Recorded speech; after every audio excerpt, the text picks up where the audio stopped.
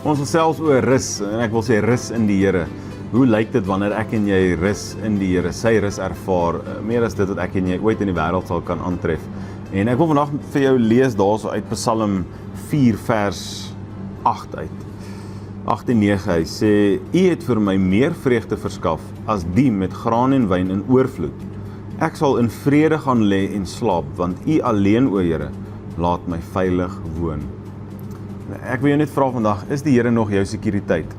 Is hy nog jou bron? Is hy jou toevlug? Is hy die een wie jy vertrou bo alles? Meer as jou paycheck, meer as jou werk? Ek hoor iemand sê vir my so 2 dae gelede, dat hulle is besig met afleggings, 2400 mense by 'n maatskappy word afgelê. En dan dink ek, dis in tye soos hierdie wat 'n mens besef, dat niks is gegarandeer nie, né? Daarso is variables op alles wat ons doen.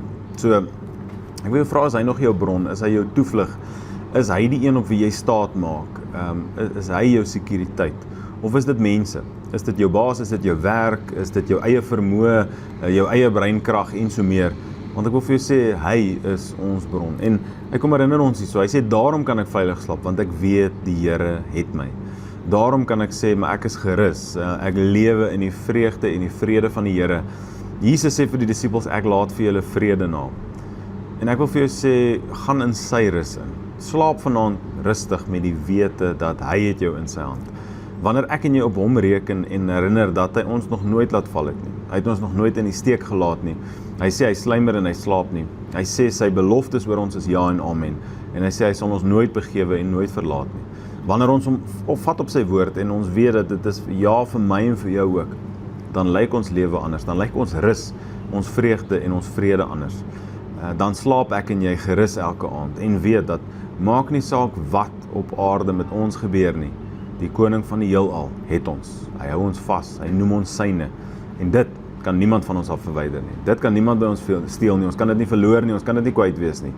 Die ewige lewe en Christus is ons sin. En ons behoort aan hom. Mag jy daai rustigheid en daai vrede in jou lewe beleef. Mag jy vanaand bed toe gaan en weet dat jy is sy kind. Hy hou jou vas. Hy sê jou nooit los nie. En hy is vir ewig saam met jou. Mag Here jou seën en daar waar jy is, mag jy jouself geniet. As jy op die pad is, veilig wees en soos gewoonlik, as jy enige gebedsversoeke het of so, asseblief reik uit na ons toe. Ons bid graag saam met jou. Mag Here jou seën en vir jou goed wees. Tot volgende keer. Totsiens.